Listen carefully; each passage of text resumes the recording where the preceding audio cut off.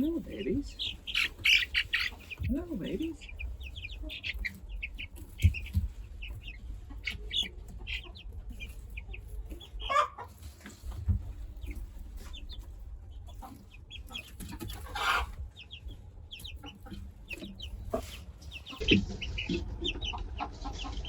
Oh, yeah.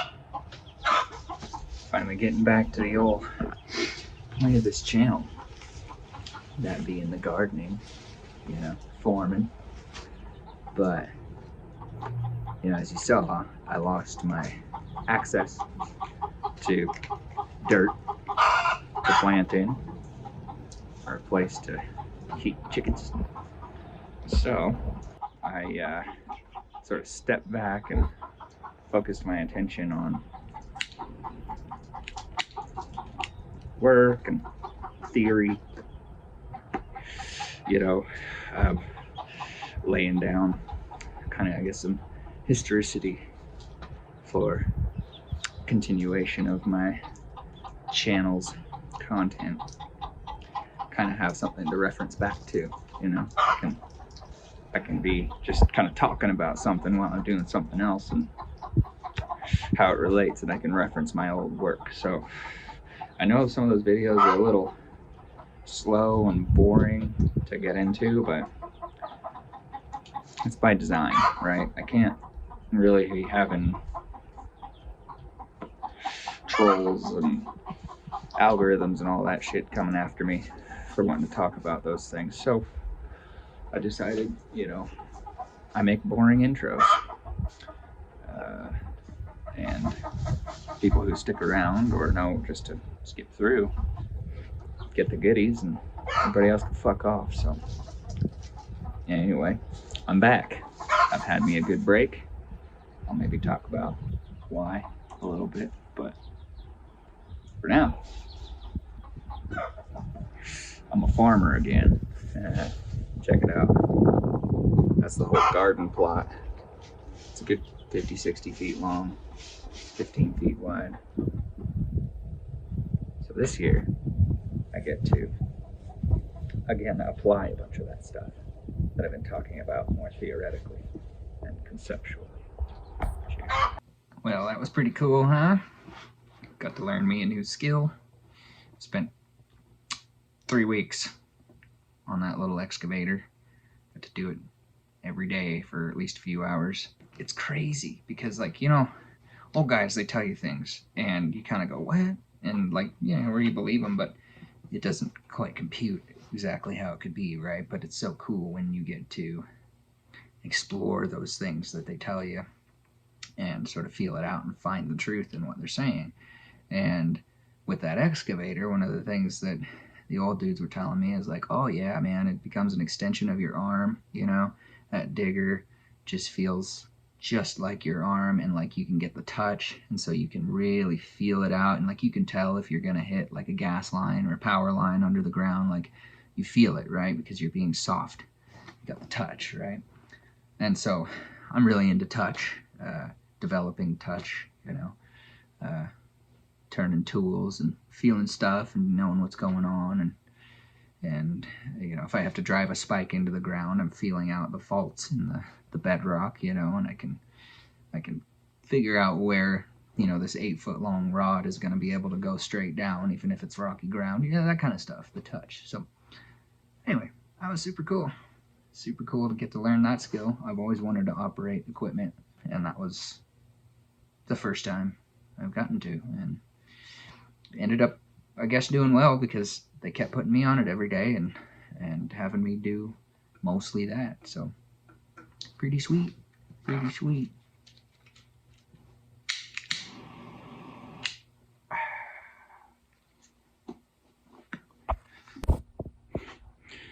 So I went and disappeared on y'all.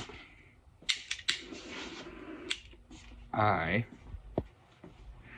for about the last several months, have had employees, a lot of responsibilities, and I have not been taking good care of myself. I've been smoking too much, drinking literally every night. Part of that's science though, because you know, all the iodine and salt and all that stomach acid stuff I was talking about, I found that my tolerance for both tobacco and alcohol like quadrupled as long as I take that every day.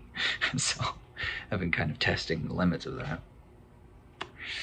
And it doesn't help that I haven't had a place to garden for a couple of years, because gardening is kind of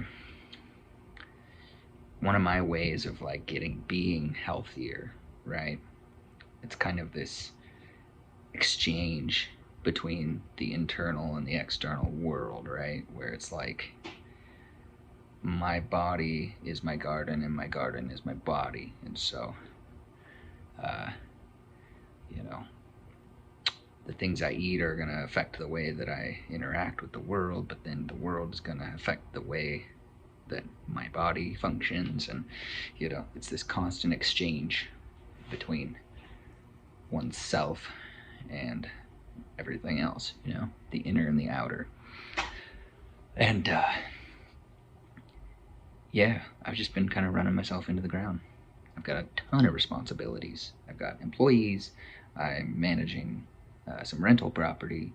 I actually physically, literally work 10 hours a day and deal with hiring and, you know, negotiating and coordinating and scheduling people for all kinds of shit all evening, every evening basically. And so I don't really have a lot of time to myself.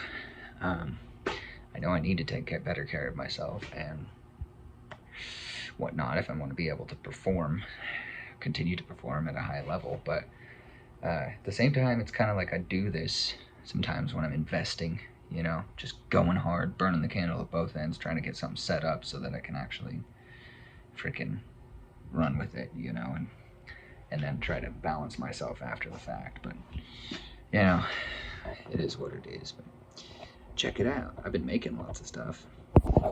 Came up with this sweet technique for making melty looking metal objects. And this is just going to be a pencil cup for the office desk. I'm making these bells, I'm making these hand wheels, you know, there's the sword. Yeah, all kinds of good stuff. Oh, I stored these. This is a big, huge batch of old wooden models for casting up gears and hand wheels, flywheels and stuff. Those came from an old mill. Got like 2 boxes of them. It's pretty insane. So anyway, you know, I'm just trying to get over all of this drama of the last several months and get back into my mode, which is, you know, contemplative and quiet and creative and expressive and you know, inspired. And I haven't been feeling that way for quite some time. You know, for years I've been dealing with people with like personality disorders and shit sometimes, and it's like that's some heady stuff, you know? And so it was weird because I made all those really heady videos about all these like psychological, esoteric, electrical, you know, concepts. And then the last several months I just like had to go and basically draw on all of that kind of experience that I have to be able to get through some serious battles, so to speak, you know. And I made it out the other side, you know, and I'm finally getting to enjoy some like fruits of my labor and my commitment to just going hard all the time, you know. It's like I'm in charge of quite a few things. I've got a lot of responsibilities. I'm, you know, in service to others. I'm not just the top boss. Like, I never am. I don't want to be. I always want to be serving somebody else. But I do like the leadership thing on their behalf, you know, for them. And it's intense, you know. It's a lot to take on. It's a lot of stress and a lot of thinking. Got to do a lot of thinking and reacting and interacting and trying to meet in the middle and compromise with people and make people talk when all they want to do is bitch at each other and fight. And it's just never ending. But you know, it's all worth it. And you know, I'm trying to inspire y'all to live your life to the fullest. You know, do anything and everything that you're inspired to do.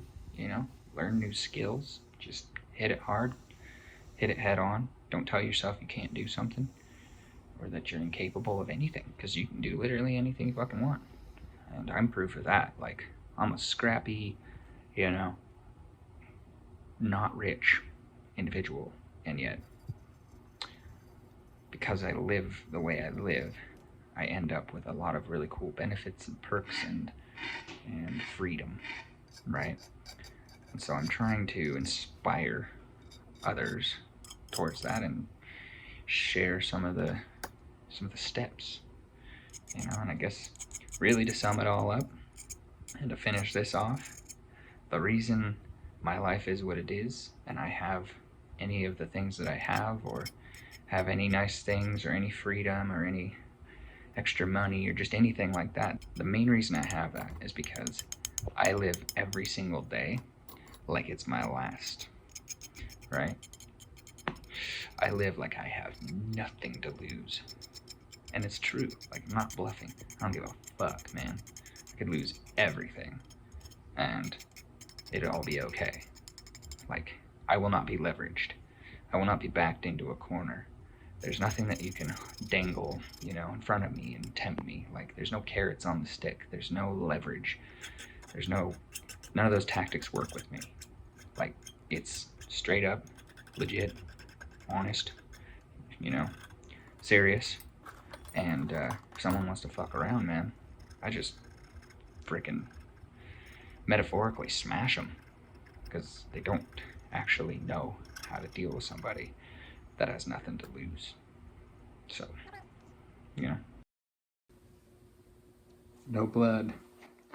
Success. This stuff is cool. These tools are cool. These hobbies are cool. You know, all these opportunities are great. I love them. I'm very grateful for them. But, like,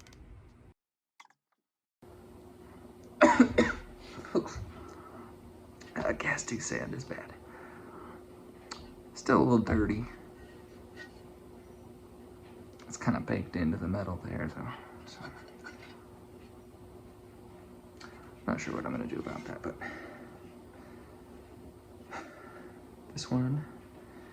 this particular method I'm using is all about patina casting scale.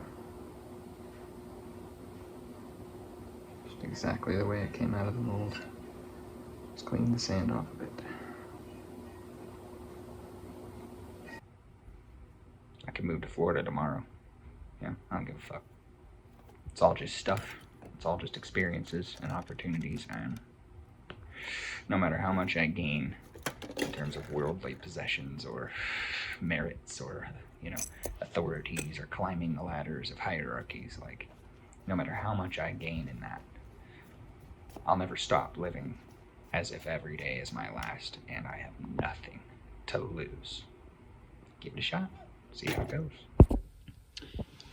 So, I say I'm not rich, right?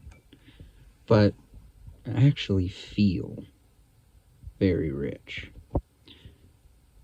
When I say I'm not rich, I mean it, I guess, in the typical sense that is used, and it just means money.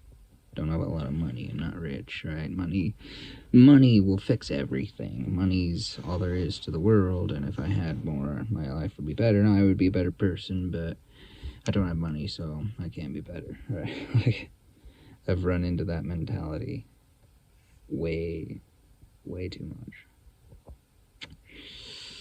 But I guess what I'm trying to say is, like, my perspective on life, is that, like,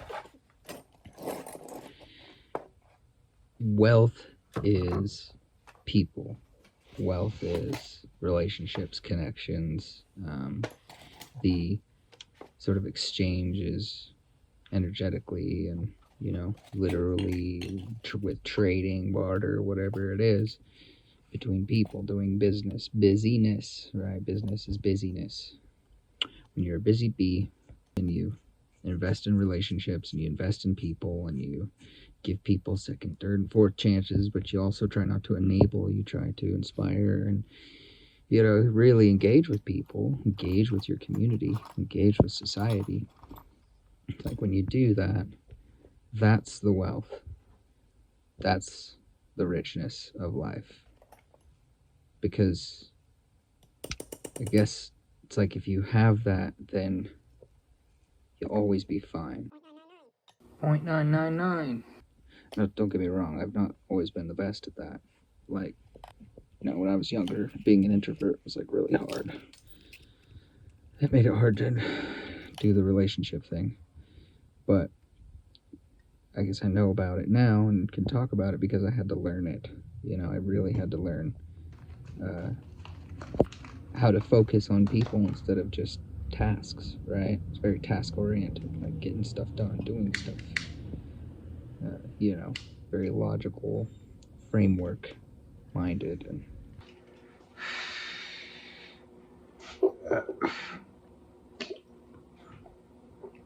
all right, check it out. All that texture. You can see, like, the crystals and, like, bubbles.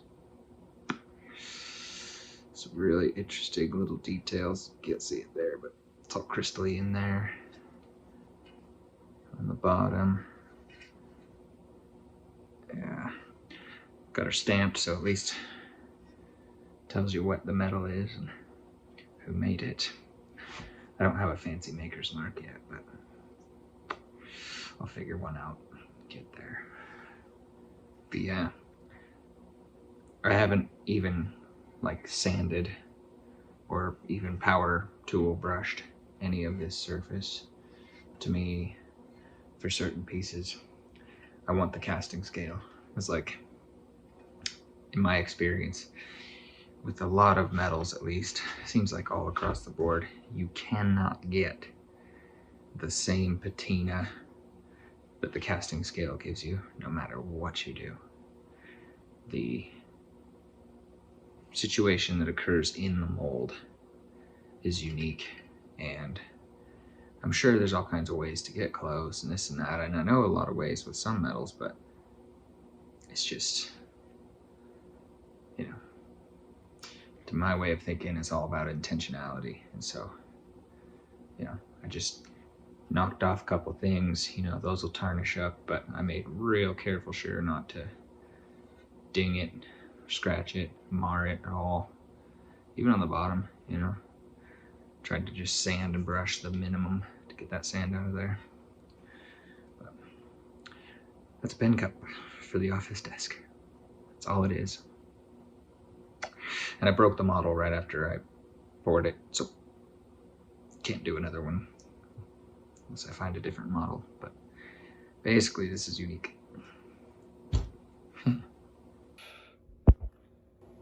Yeah. Glass candle holder type jar was my model. From that to that, pretty crazy. It's amazing what copying things can do. The way mine turned out, it doesn't even look like I copied that. It's just got nothing to do with the original inspired piece, you know. Made choices about alloy and everything else that become completely unique. That's what I love about casting. It's inherently copying while also not actually producing copies of the actual thing that you made. It's always different. It's always something new, even though it's a copy.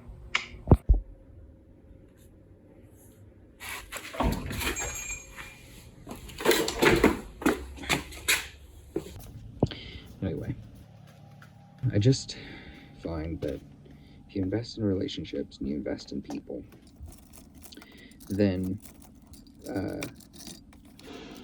it's like the exact thing as this music producer that I can't remember his name, and so I can't find him again, but I'm trying to. Back in the old days, he was talking about jobs, and he said something like, jobs are for people who don't have a role in society. He said if you have a role in society, then you'll never need another job again. And I've thought about that for years, tried to explore that and understand that, like, tangibly, not just conceptually. And I guess that's kind of what's happening, you know. Yeah, that little shitty basket doesn't look right in the office no more. I've been helping me get that thing built for going on 2 years now. I did that whole paint job. It took me like 40 hours of daubing with a sponge, multiple colors. And then I totally cleaned, stripped the old paint and all the crap off of that big boiler face. And I did the patina work on that. That thing still had the casting scale, so I had to work very carefully to preserve that casting scale and not shred it off of there with like power tools or something, because that's irretrievable. And then all those little like bolts into it, you know, smooth-headed rusty bolts, those are all brand new.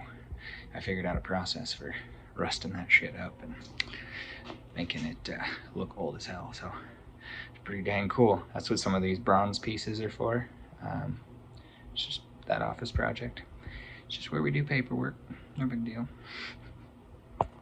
It ain't about the money for me. It's about the work, it's about the people, it's about the whole ball of wax. And it's like money is a byproduct, and obviously I want money, need money. There's things that I'm doing because it pays that I might not do if it didn't pay, but you know what I mean? Like, it's all about prioritization. What I'm focusing on, what one is focusing on. And so I've been trying to do that for a long time. It's like where I have a role in society, and so the whole don't need a job just kind of means, doesn't mean you don't work, it just means that, like, you don't need a job, like, because you've got plenty of things going on already, but people want to give you more jobs, right? And you can begin to come up with creative ways of making your own way in the world, having your freedom, you know. I haven't paid rent in like going on 6 years, 5 years, something like that, and I ain't about to start. Like, it's not that just had housing handed to me, but I found a way to pay my way through my effort and just the amount of effort I put into stewarding a house and a piece of property, right? Fixing stuff, maintaining stuff, that I basically, along the way, picked up the mentality of the maintenance guy, you know. Knew a couple maintenance guys from apartment complexes, and it was like, oh yeah, sweet. Those guys don't have to pay rent because their housing is included in their work, right? That's part of their pay. So it's like, I could do that, live for free and get a paycheck on top of it. I could find a way to do that. I could totally do that. So I've been doing that now for quite a few years. What a day. Just put those new hens in here and already got some eggs. Seriously, today has been a hella busy day, but in so many ways it's mild compared to my regular weekdays. Everything but the backhoe stuff is from today. And it's just a little tiny piece. It's kind of crazy to think about, you know. Life. How much do you have to do? How busy do you have to be to have it good?